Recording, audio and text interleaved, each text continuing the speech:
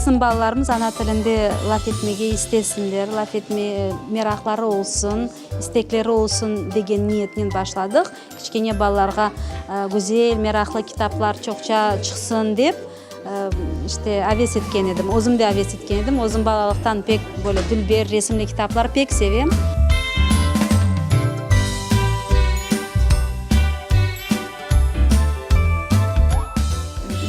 Балабан китапқа лайықтыр, амма біздер ифақ серия оларақ башлады бұл кітапшықларын япмаға. Иншалла 5-6 китап дүнияға келген соң, біз оны бір китапқа келіштіріп япармыз.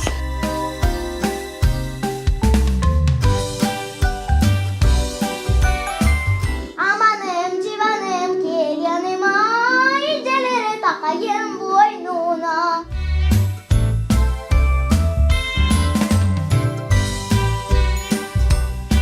Elem. Hayır.